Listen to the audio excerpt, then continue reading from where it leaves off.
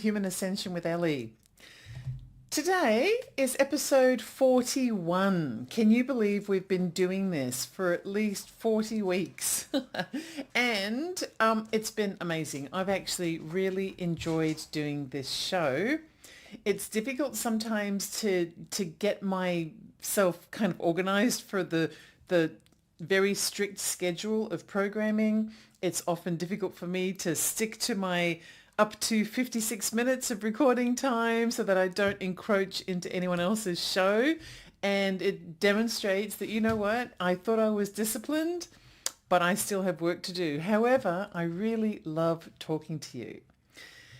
We've talked about a lot of things, and we have managed to find correlations between science and the ancient wisdoms, theology, the secret gospels, the whole alien debate and the concept of ancient aliens and the beginnings of humanity and whether we come from that scientific evolutionary standpoint or whether we might be star seeds that fell from the cosmos and have developed into something else. I've actually even looked at the book of Revelation and looked at it from a perspective of whether or not it has been I don't know, properly interpreted. And in particular, even the book of Genesis in the Old Testament, looking at the creation of humanity, the story of Adam and Eve, and all kinds of things to question whether or not we are who we officially seem to think we are and where we may have come from,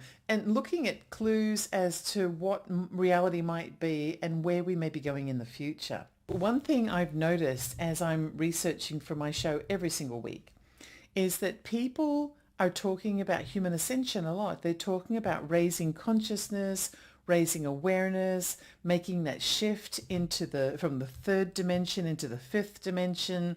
And there's a general assumption out there that we are moving forwards and that we're moving upwards. But you know what? We may not be. We may actually be moving backwards and we may be moving downwards. We might be descending. And nobody really is talking about that. And the reason why, I believe, and this is just my theory, but the reason why they're not talking about that is because it doesn't pay well to talk about that. It pays much more in terms of acquisition of popularity and wealth and being able to market yourself as someone who knows the future and can help people to get the future that they want. It helps to be able to provide a positive, inspirational outlook. But you know what I think is also positive and inspirational? In fact, I think it might be even more important, and that is to try to find out the keys to and help people also to discover how to navigate anything that might prevent ascension, that might prevent that move forward. So I want to go back to a previous episode that I did, and this was about the spiraling circular nature of the ages of humanity as described by the Greek philosophers long prior to when the Bible was created. And there are four general ages. Well, there's also a fifth one that's been slipped in, but the four general ages are the Golden Age, which is considered to be the age in which that lost civilization of Atlantis existed, where the feminine element or the feminine divine was revered and was considered to be an equal influence, if not a superior influence or a dominant influence over humanity in comparison to the masculine divine, where technology and spirituality were at their heightened place. People were taller, they were lighter, they were routinely psychic in nature, were able to perform all kinds of supernatural feats, and they worshipped a complex variety of gods. It's believed that Atlantis is an example of a civilization that was far more advanced than we are today, except it seemed to kind of lose its grip. And as a result of that, in the way that's been described in the Bible, but also in other secret writings and ancient writings and competing viewpoints, including almost every tradition, including every native tradition around the world and other religions. The god or gods or divine element that created humanity became so disillusioned with humanity's progression as it became so advanced in technology and enlightenment that it decided that it was just corrupted and it had to be destroyed. And so therefore it brought about this massive flood that wiped out pretty much everyone, and humanity had to start again. There's detail of that in the Book of Enoch. There's detail of that in Genesis, kind of linking Noah to the Book of Enoch. It seems as though the Book of Enoch is like a chapter that's been taken out of the Bible and just sort of shoved into a drawer because it was a bit inconvenient. And it talks about these fallen angels that cohabitated with humans and created a new race of people that were the Nephilim, that were the giants, that kind of are also described as being part of the downfall of humanity in its first or earlier iteration. The Golden Age and the Great Flood and the destruction of Atlantis is complex, and I would urge you to go back to previous episodes to understand it better. But for the purposes of today, it demonstrates that there are viewpoints out there dating back thousands of years that have an understanding that humanity kind of ruined it for themselves, or ruined it for ourselves, and had to be destroyed in order to make way for another cycle to begin. But instead of going upwards, humanity went downwards into a silver age. And that's my point. The philosophers believe that the Silver Age was what happened next, followed by the Bronze Age, which was even less advanced.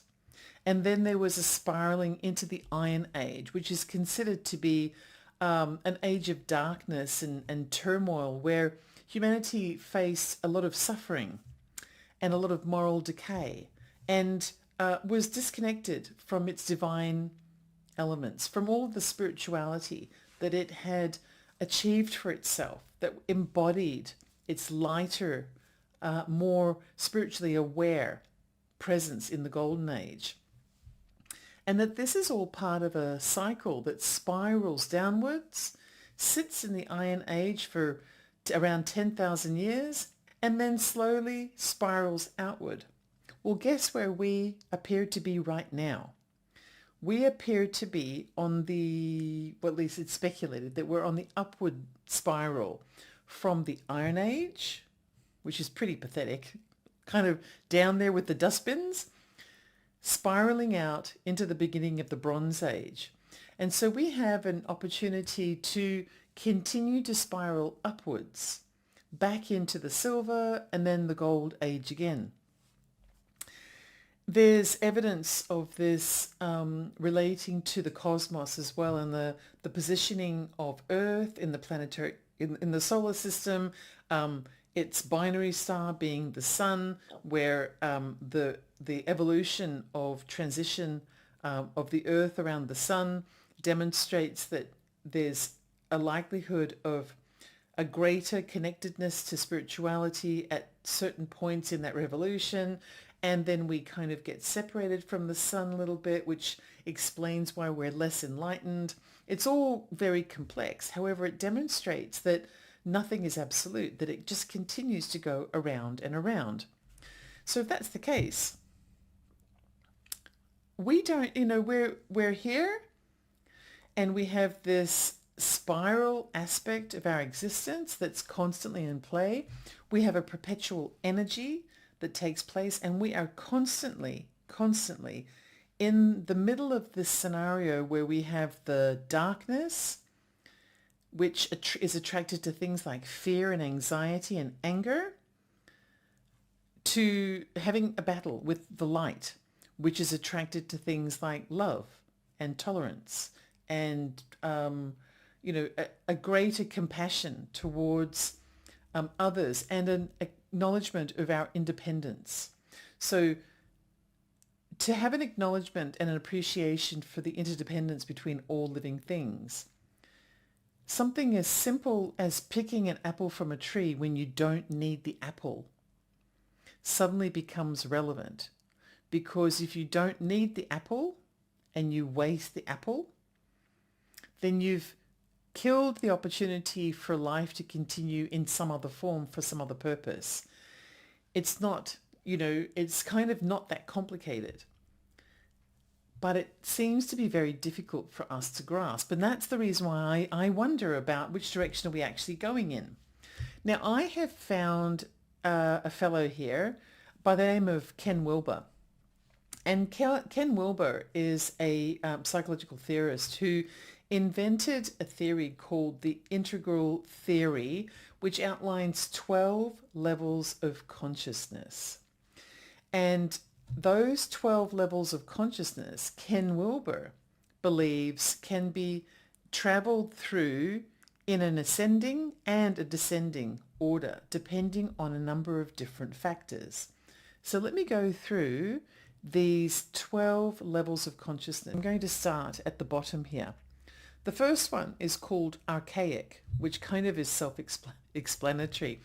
This is a very basic level of consciousness. It's characterized by things like instinctive behaviors and survival-driven actions. So it's the stage of early childhood and infant development. So, when a baby is first born, if they're hungry, they cry. If they're uncomfortable, they cry. If they're in pain, they cry. They don't really have an awareness of anything other than that basic instinctive need. Like if I'm taking my dog for a walk, and it actually happened yesterday. We were coming home, just a little minor thing. We were coming home from a walk and I happened to step on a twig and the twig cracked under my feet. And I noticed my dog was on the lead and slightly in front of me. And when it cracked, she jumped as though she was going to run away. She didn't know what the sound was, but she heard the twig crack and her instinct was to flee. And then she kind of came to her senses and realized, mummy stood on a twig. It's not a big deal. It's not even a thing. And she just kept walking. But that is the archaic, basic level of consciousness, the instinctive response to something. The second level up is magic. Sounds great, doesn't it? Well, it's a very low level of consciousness. At this level, individuals believe that their thoughts and their actions can directly influence the world around them. Now, I'm not, I don't disagree with that. I think that we can directly influence the world around us, but I don't think that that's it.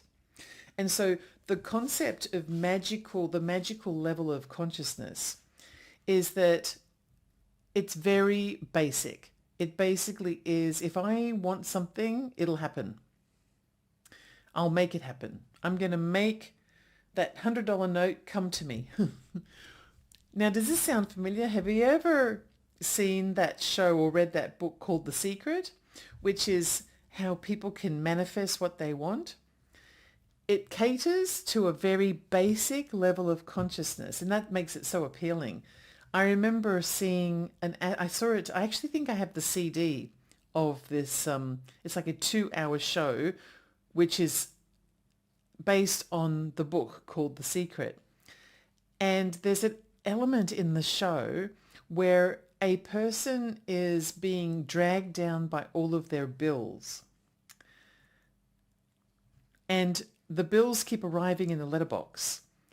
And the narrator says, don't worry about the bills in the letterbox. Stop thinking about the bills in the letterbox. Think about the money that you are going to make. Because if you think about the money you're going to make, then the money will be attracted to you and that'll just pay the bills. And I remember, there's an element of it that isn't exactly false, but it's so simplified that it's not true, if that makes any sense. You can't just conjure up $100 by thinking of $100. The mindset has to be that you're constantly moving forward and you're embodying what it takes to be able to meet your desires. So rather than sitting at home and stressing out about the fact that the bills are coming, well, you can't pay them if you're just sitting at home stressing. But if you think about the skills that you have and the opportunities that might be in front of you and the world and how it's structured and how you might be able to harness whatever is available to you to make yourself earn the money to be able to pay your bills, then you kind of stop thinking about the bills. You start thinking about your potential and you're inspired to move forward. And I believe that that is a very positive thing. But The Secret, that show and that book, only really get you to the point that's at that very low level of consciousness, in my viewpoint, where you believe that you can make it happen and therefore you make it happen. A bit like they say, if you want to be thinner, just believe yourself to be thinner. I don't think that actually works. And that would be catering at that magical level of consciousness. So the third one is the mythic level. And this is a stage that involves the use of myths and stories to explain the world. This can also be called the conspiracy theory level. So this is where people at this level, they rely on cultural narratives or religious beliefs or other types of kind of conflated explanations of things in order to explain their environment. So this is something that concerns me a little bit because, there are 12 levels of consciousness and this mythic level is just number 3. And so if you are using myths to guide your understanding of the world and explain how everything works by saying, the reason why I am, the reason why I'm unhappy, for example, is because this invisible cabal of people is deliberately creating obstacles for me to keep me unhappy, and therefore it must be their fault. Or, it could actually, the reality could be that there might be a chemical imbalance or some unresolved trauma or kind of this negative thinking that has created a pattern, or there might be a dynamic in your household that you need to relieve yourself of in order to stop reinforcing unhappiness and things like that. It could be that there's a lack of opportunity in your area. There could be all kinds of things. Maybe you don't have enough friends, you need to get out more. There could be all kinds of things. You might be living on a diet of sugar and cigarettes and alcohol, which provides nothing, no good substance of vitamins and minerals and other things to keep your body and your mind in shape. So it could be those things. But if you're sitting there and you're believing that there's some secret cabal that's making you unhappy, even though you can't prove that it exists, then you're kind of sitting in that conspiracy theory level, which is the mythic level, which is a very low level of consciousness. It's a bit scary because, we know people like that, and you can't even talk to people like that because they're stuck at level 3. So the next level is level 4, and that is the rational level of consciousness. Rational thinking begins to develop at this level. And people who are at the rational level, they start to use logic and reason to understand the world. And scientific thinking becomes part of their framework. So they may have cultural beliefs, they may have mythical beliefs, they may have magical beliefs, they may be relying on instinct, but they're also aware of the fact that there are scientific, rational explanations for things. And so, for example, it'll suddenly click to them that if they don't have a job, they won't have any money. Or if they sit at home and mope about how unhappy they are, then they will remain happy because there's nothing there to build from. And so just that simple thing, that acknowledgement, kind of boosts you up into the rationale level number 4. The next level is forward operational, so level 5. This stage is marked by the ability to think abstractly and logically. It's generally at that level of adolescence and early adulthood. So the formal operational level is perfect for people who are just leaving school, high school, and transferring perhaps into university, because this is where you begin to question things and use your critical thinking. This is often the age where a lot of you'll find another thing. Let's refer you back to YouTube for this one. There's a recent kind of influx of YouTube channels, Reformed Christians, for example. And if you take a look at these influencers on YouTube, many of them are in the early adulthood phase of their life.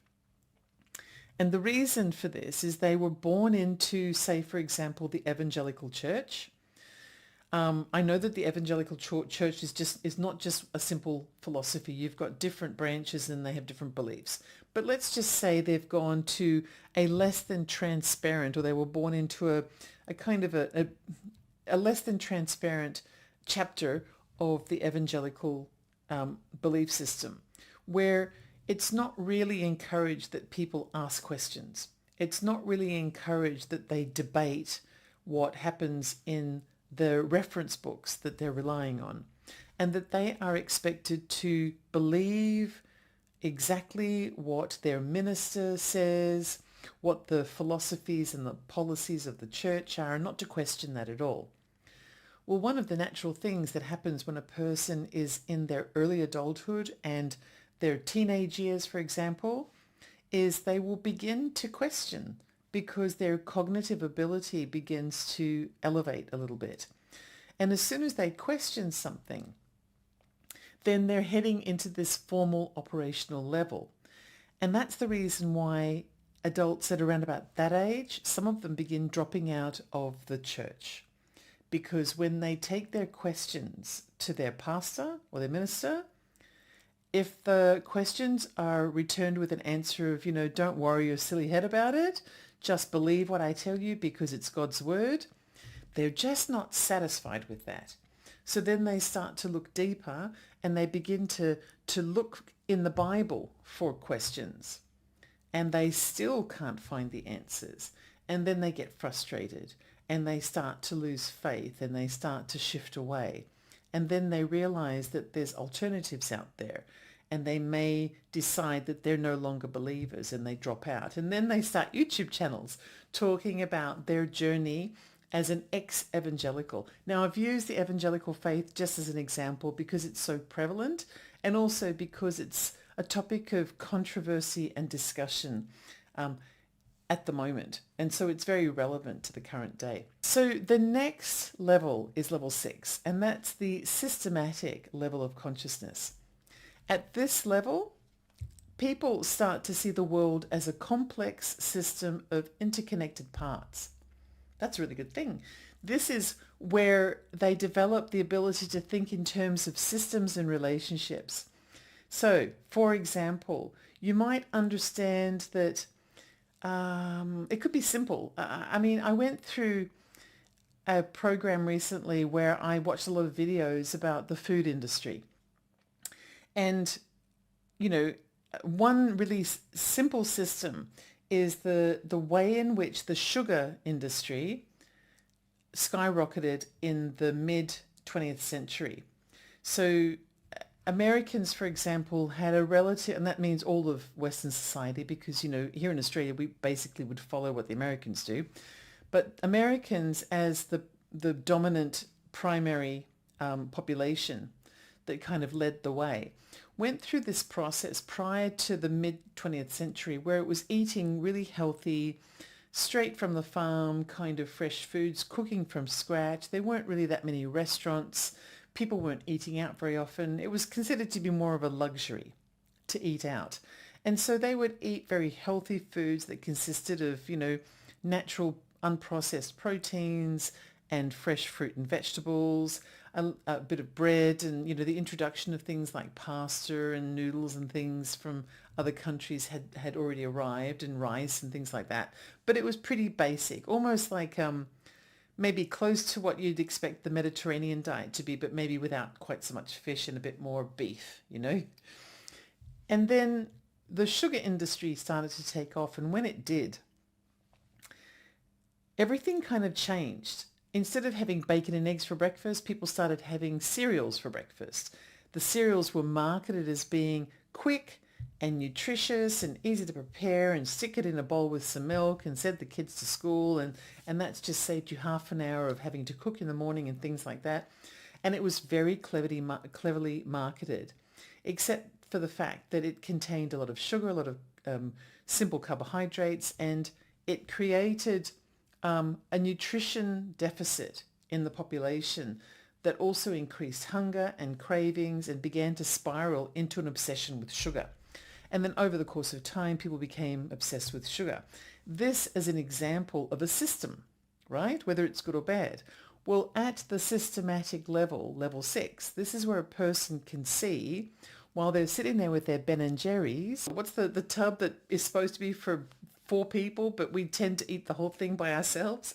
There's a phenomenon there, and we know that it's happening because we're sitting there eating our tub of Ben and Jerry's, but we know deep down inside that the reason why we're eating it is because we've been watching TV commercials, TV ads about how yummy all the new flavors are, and we went past the colorful advertising in the supermarket, and that my favorite is the peanut butter chocolate with raspberry ripple. It's got all the flavors I love: chocolate, peanut butter, and raspberry. And it's in the supermarket, and I have to really put blinkers on to walk past the frozen aisle to avoid it, because it's just so good. And it's also inexpensive, and it's just, there are so many reasons to say yes. But the primary reason is I should really say no. But when I do sit down and eat it, I know that I've been manipulated into this cycle of eating sugar, and it's going to do me no good whatsoever. I'll feel bloated, and then I'll feel hungry again later, and chances are it won't be good for my skin and all of those things. And it's definitely not going to make me feel good about anything. I may end up with a sugar kind of mood later, post-sugar mood later, where I then have to prop it up with more. But at least I understand that there's a system involved that included lobbying and advertising and political influence and all those sorts of things. Well, that's level 6. Level 7 is the meta-systematic. And this is a stage that involves the ability to understand and integrate multiple systems. So a person can see the bigger picture and understand how different systems interact with each other. So, I've just used that sugar example. Well, I might be able to superimpose that onto farming practices and policy development and how much financial aid is given to farmers. Things like trade tariffs and, supermarket policies and how it relates to the society's health, for example, and then health funding practices and health policy practices and things, and looking at it from a political and financial, a societal, a macro, a micro, and all of the interdependent kind of factors that link and connect to the sugar industry, right? So, for example, when your doctor tells you, we'll use the example of weight again. You've been eating so much Ben and Jerry's that you've put on a ton of weight. I'm really simplifying here, but you've put on a ton of weight. And so you go to your doctor and you say to your doctor, "Doctor, I've put on a lot of weight. I need to do something." And your doctor says, "Oh, here, let me give you some pills. That'll help." So while you're munching your Ben and Jerry's with crunchy toffee bits in it, you just stick some pills in there and you're good. There's an interconnectedness there where rather than taking away the sugar, we just add a layer of medication to help resolve the issue caused by the sugar. That would be an example of the meta-systematic awareness at level 7, because you can see then that you're part of this complex system of lots of things that are taking place. So there you go. So number 8 is the para-systematic level. And at this level of consciousness, people can manage and coordinate multiple systems simultaneously. Say, for example, let's use something really controversial. The COVID pandemic. Okay. Oh, very controversial. During the COVID pandemic, this parasystematic thing occurred at level 8. Complexity and ambiguity. For the first few weeks that COVID was seriously considered to be a threat to humanity, potentially, all of the governments of the world, generally all of the governments of the world, there were a couple of examples, suddenly stopped what their normal course of business was. Australia was an example of that. Australia had we had a conservative government but not as conservative as the American conservative equivalent. So we still had a conservative government in. And when COVID hit in around about March of 2020, I think is when it really started to become a prevalent part of society. The government created a universal mandate that was managed by the states in which everyone had to stay home. They realized that this virus is getting out of control. Australia closed its borders to prevent new cases from coming in from anywhere, which meant that a lot of Australians who had been on holiday were kind of stranded at the airport terminals of foreign countries and things like that because they weren't able to get on a plane to come home again. I had a workmate who was one of those people. He was stuck in Fiji, which is, if you're going to be stuck anywhere, that's the place to be. And everyone was expected to stay home. Now, this lasted for 6 weeks. We were at home for 6 weeks and we didn't know what was going on. All we could see was we weren't allowed to go and visit the next door neighbour. We couldn't go and see relatives. We could only be in our own home, our own back garden. We were allowed to walk around our local neighbourhood or drive around our local neighbourhood, but we couldn't travel further than 5 kilometres, which is probably about 3 miles, I think, from home. And we were only allowed to be in the physical company of people that we already lived with. So even if your best friend was living across the street from you, you could sit in your driveway with a glass of wine and they could sit in their driveway with a glass of wine, and you could spend the evening yelling across the street at each other, but you couldn't visit each other. And this lasted for 6 weeks. Nobody knew what was going on. We'd turn on television because that was our friend during that time, and there'd be a bunch of celebrities coming on and doing TV commercials about how they'd say, I'm afraid too, we don't know what's going on, but we want you to know that we're all in it together. And so whatever happens to one happens to all. This is Australia and we are one. And we kind of were terrified, except we kind of handled it because we understood that something very complex, potentially dangerous, that's very unknown is happening. It's hit us. People are getting terribly sick. The governments aren't really sure what's going on. And so they just need a moment for us all to just stay home and be quiet for our own safety. So they try and figure out what to do next. People who were able to understand that big picture could be examples of that systematic level of consciousness. It wasn't comfortable. It was a little bit frightening, a little bit scary, and really ambiguous and very complex. And we didn't really know what was going on during that first 6 weeks.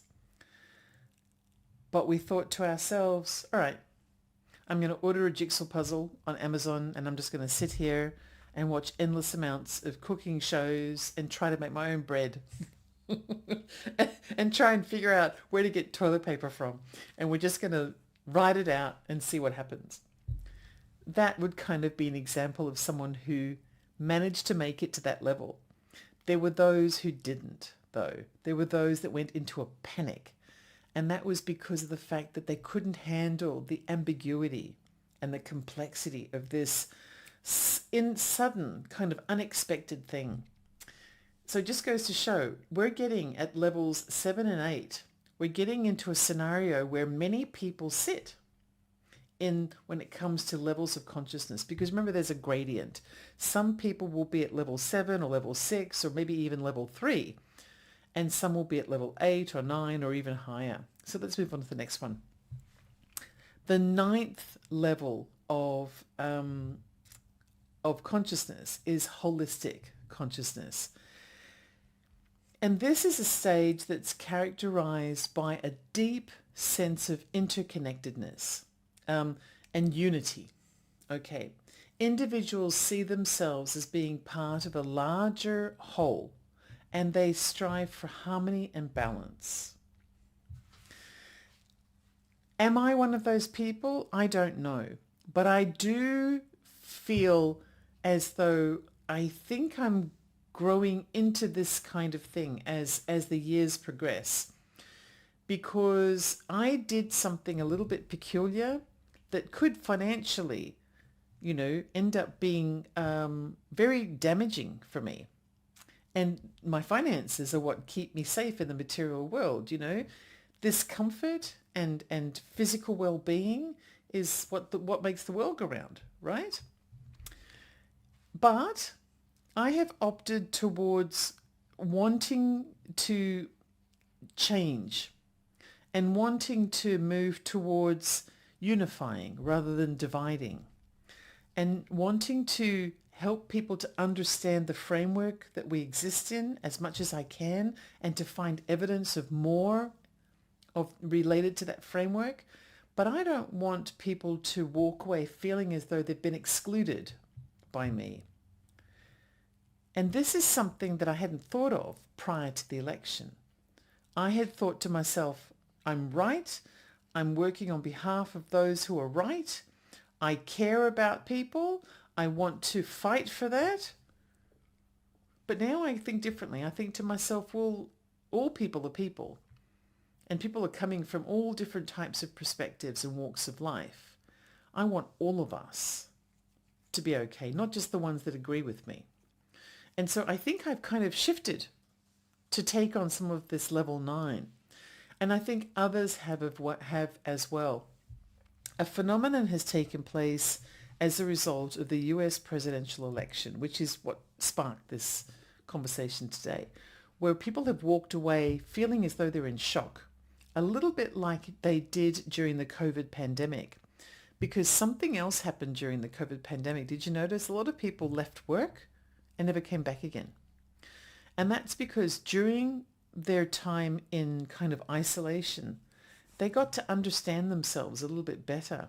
They got to see what made them tick and how they really felt about things and what they really wanted out of life, because they weren't busy listening to the alarm go off at 6 in the morning or 5 in the morning and hurrying to feed the kids and hurrying to get showered and dressed and hurrying to catch the train and hurrying to get to work and hurrying to get their job done and then hurrying to come home and pick up the kids and take them wherever they have to go and hurrying to cook dinner and then hurrying to get to bed on time so that they can do it again tomorrow. Suddenly they were stuck at home and they had to reflect. And they never went back to their previous lives. And I'm kind of one of those people. But the election had the same result, where people kind of were in shock as a result of that election, because people were certain it was going to go the other way. And they've kind of gone off and hibernated, and some of them are emerging having changed. And I'm one of those people. Yet again, another layer of something has been added to my concept of reality and my concept of awareness. And this level 9 is where you start to think to yourself that there's an interconnectedness and a unity that must be preserved in order for us all to be whole. And if any of us are not whole, then that unity has not been achieved. And so rather than slicing off people who don't agree, I kind of feel now that it's more important for me to try to present an opportunity for there to be a reconnection. Doesn't mean we have to agree, but I want us to be present. so that we have a chance. And I think if I've got it right, that's what level 9 is all about. So then we have level 10. And level 10 is relational. At this level of consciousness, people focus on building meaningful relationships and connections with others. They value empathy, they value compassion, and they value collaboration. Now, not the collaboration where you invite guests on to chat about their new book and stuff like that. Not that kind of collaboration, but about bringing people of all walks of life together to try and solve big problems. Something like an international forum of something or other, where not just the rich people flying in their private planes and eating all the good biscuits with their servants standing behind them. Not that kind of a forum. Oh, servants. I meant to say, paid for people, but they're servants, man. They're just probably paid a bit better, but they're still servants. Not that kind of a forum. I mean the kind of forum where there's a recognition and a coming together of all kinds of people. And I have a funny feeling that is coming soon. I think that's coming soon. I don't know if we're going to be arriving on purpose to this kind of a thing, but I think that there's going to be a kind of a circumstance coming soon where humanity is going to have to kind of come together to realize that everyone needs to be involved in this connectedness, just not just the rich folk, not just the ones that have power. And this is a level that I think humanity is having trouble reaching because there are so many distractions. So level 11 is communal, the communal level of consciousness. And this stage involves a strong sense of community and collective well-being. Individuals work together for the greater good and they prioritize social harmony. This is really difficult to achieve, really difficult. On a day-to-day basis, for example, if I put a video on YouTube that is a call towards some kind of a bigger message, and it's not even my viewpoint, it's sort of like, it might be my interpretation of something that has more wisdom than I do, I will inevitably fail because there will be someone who comes out of the woodwork that disagrees. And that's all that matters to them is that they disagree. And so this is a very difficult thing to achieve for humanity. And it should be noted that when you look at psychological reference guides when it comes to Ken Wilber's 12 levels of consciousness, some of those psychological guides, they don't talk about 10, 11 or 12 because they say that most of humanity isn't there yet. And so there's no point talking about it.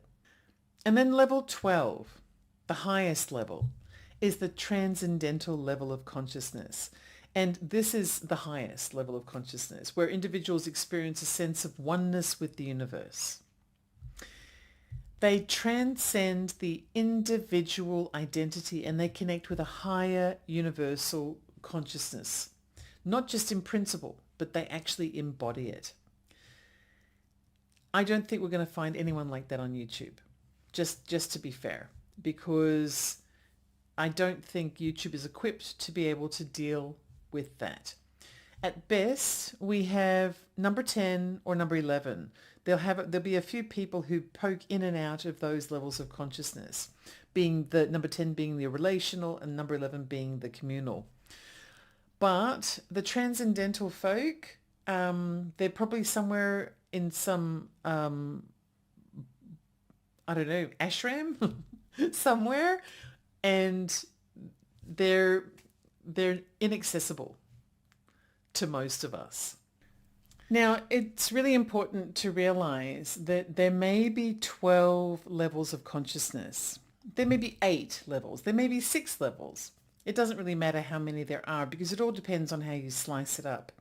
There are other people who have theories of there being more or less levels of consciousness, and I can rattle off some names. However, what they all agree on, and this is a multidisciplinary group of people. So they come from different walks of life. Some are scientists, some are philosophers, some are theologians, and then other disciplines as well. However, they all agree that humanity And individuals, whether it be, as a single individual, as a group, as a society, or as a whole, can transition through the upward direction of ascension into a higher level of consciousness, but can also descend into a lower level of consciousness. And the trend that affects the wider population of humanity is what sets the direction. So whilst one person may be ascending and another person is descending, humanity as a whole will follow the trend of what is most popular. And that's why it's really important to understand where you fit in that framework. So, for example, the things that impact personal, positive, upward movement include personal growth, things like emotional healing, intellectual development, and spiritual practices. So, learning, going out there and researching and finding out about yourself and about others and about the world, and also embarking on spiritual practices to sort of widen your perspective. These are all very positive things. There's also educational opportunities. So getting access to diverse experiences, getting out there and finding out more about the world and tapping into new experiences, sort of getting to understand the unfamiliar. That's a really good way to help to ascend upwards. Having healthy relationships, being part of a supportive community in some way, having positive social interactions, and having empathetic connections with other people. We also have mindfulness practices, so meditation, reflective practices, and healthy lifestyles. So, your healthy lifestyle can be things like wholesome pursuits, not overindulging in things like alcohol, staying away from recreational drugs, for example, eating healthy, exercising, and kind of following a path of positivity, getting outdoors and breathing fresh air and doing physical exercise that gets you close to nature, or even just being in the presence of natural things, I think is all examples of that. And then adaptive leadership, adding stability to your life and focusing on growth, not only for yourself, but for people around you, valuing the contribution that others make and allowing others to grow without it being seen as a threat to you. These are all really positive things that can help a person raise their consciousness, which in turn is, contagious and can help other people raise their consciousness. Negative influences that actually present a downward movement and a dissension of consciousness include stress and trauma. So unresolved emotional issues, negative experiences, and toxic environments. I've talked about YouTube because I'm really familiar with YouTube. Someone who clicks into an environment, say a YouTube channel, that is constantly angry, constantly blaming, constantly finding reasons to hate on someone else or to accuse someone else. They might be right, they might be wrong. It doesn't matter about that. It's the toxicity of the environment that has the impact of stress. It creates anxiety and fear and sort of a lack of trust, a lack of cohesion, and that actually has an impact on the person who is absorbing that information. And then the next one is fear and instability. So crisis situations, fear-driven leadership.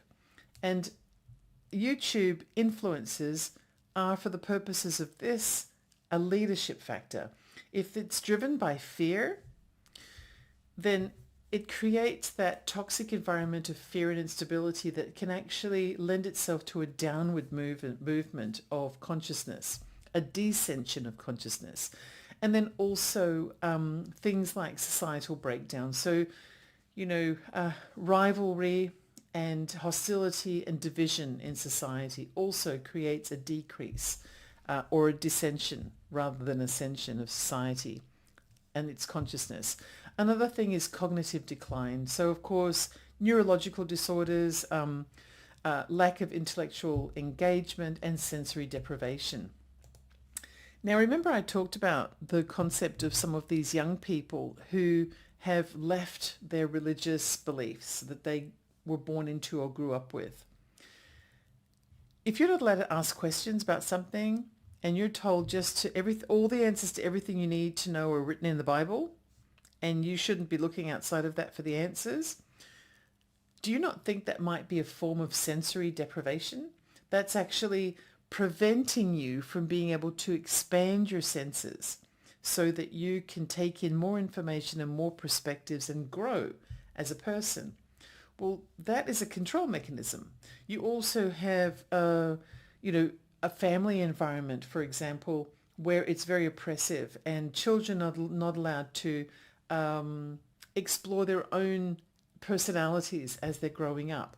This is a form of sensory deprivation as well. You don't have to just be a hostage in a room with the blinds down and the door locked and you're not allowed to leave the room. That's not the only kind of sensory deprivation. There's other types as well that often are taken for granted as being just normal part of culture, but they're not. If they're preventing you from being able to naturally grow in any direction of awareness and knowledge that your consciousness just wants to take you, then that is a form of deprivation. And then also negative cultural influences. So things like toxic media, misinformation, and negative societal trends. The toxic media, the misinformation, and the negative societal trends are very hot at the moment.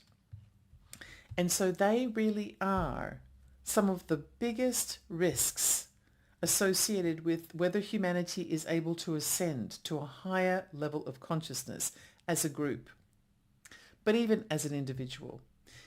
If you are spending your time addicted to the blame messaging, whether you believe it or not, it's actually doing you harm. I'll give you one example. There is this person who deals with astrology who has no relationship whatsoever to politics, none whatsoever. But she stated in a video that the cosmos and the planetary lineup predicted a certain outcome for the US election because she was predicting all kinds of things using astrology as her base. And she noticed that her viewership just went really high for that particular video, but also the nastiness, the trolls and the people who were abusive in the comments and everything was also something that appeared. And so a day or so later, she came on and she goes, oh, that was so icky. I understand, all I did was make a prediction like I do on everything else, but I really didn't like the nastiness that I experienced. And so I don't really want to make a habit of doing that. But then she did make a habit of doing it. And I've noticed that almost every single video that she's produced since then has had a political component to it. And you know why? Because it boosts her viewership and it boosts her subscriber base. And so she can't help herself. She goes, I'm not doing any harm. I'm just talking about my discipline. And that's where it is. The people gravitate to that. But you know what that is? That's anger, and it's fear, and it's anxiety, and it's a desperate attempt to hear good news. And so people gravitate to that, which means your subscriber base goes up, and your viewership goes up, and your money goes up. So your income goes up. If you look at some of these people, you'll see why they are continuing to stoke fear. I'll be blunt.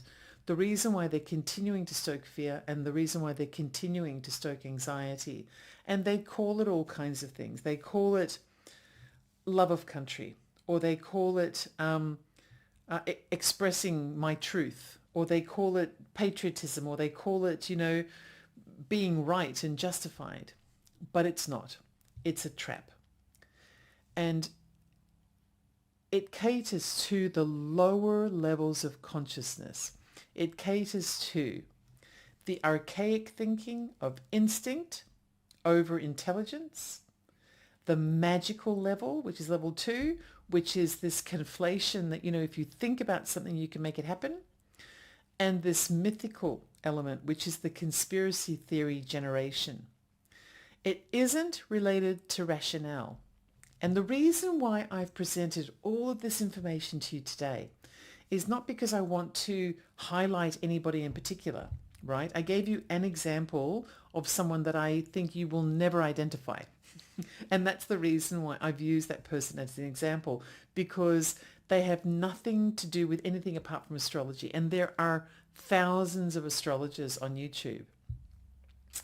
They don't normally delve into politics, which means they're going to be very difficult to identify. And that's the reason why I mentioned them. But they have started to do so on a regular basis, because as much as they hate the trolls and they hate the negativity in the comments, they love the paycheck. And in the material world, that's where the dark force gets you. They give you that distraction of something that desperately, it caters to the desperate desire for material comfort, and it blinds you to the bigger picture. And then it attracts people who are also blinded to the bigger picture, which means that you kind of like magnets towards each other. So the person's algorithms improve, and so their monetary income skyrockets, and then people gravitate towards them because they're saying whatever it takes to keep that money going. They may even believe what they're saying. But the reason why is because they've been captured by the dark force of the material world. I know that I sound like the crazy one, but that's okay, I don't mind. Because my purpose for being here is a little bit different. I'm here because I saw something 40 years ago that just keeps coming back, and it keeps coming back. It doesn't matter how many times we think we've defeated it, it keeps coming back. A prophecy predicted the future, and so far it just won't go away. And I think that prophecy might be an example of how the dark force is constantly banging at the door. And we keep opening the door, expecting to see light. I recently did an episode on Mary Magdalene's Gospel. This is the secret gospel of Mary. And it had such a profound effect on me. As I said previously, I've read the whole Bible. The Bible didn't do that. It was the Gospel of Mary that did it. And now I need to delve deeper. I really do. I need to look at lots of different things, just like I have been on this channel. But that sparked a seed in me. Mary said that when she privately spoke to Jesus, which made her very unpopular because, she's just a woman and why should she be special? But when she spoke to Jesus, Jesus said to her, now, this is the Jesus that I may or may not believe in, by the way, but I'm just working off the gospel. Jesus said to Mary that in order to beat the dark forces, you can't beat the dark forces with light. You can't pray it away. You can't, spiritually speaking, transcend above it. The way to beat the dark forces is to get one dark force to attack another dark force and get them to destroy themselves, because dark attracts dark and light attracts light. Our role is to attract light, and we can't do that by being fearful and anxious and angry. I'm not saying to go and kumbaya with everyone out in the field anywhere. What I'm saying is, what is it that you really want? Whatever it is you really want, attract that. Focus on that. My name is Ellie, and you can find me at Ellie Dreams and Under on YouTube. I also have a brand new book that's freshly published called Tarot Well Done, now available in paperback and ebook versions on Amazon. It's been almost 2 years in development, and I really hope you like it. To everyone who's listening today on KGRA's broadcasting platforms, thank you. If you'd like to be a member of the KGRA viewership family, then just go to live.kgradb.com and put in promo code Ellie to get 30% off your subscription. That's it for today. It's been a pleasure. Until next time.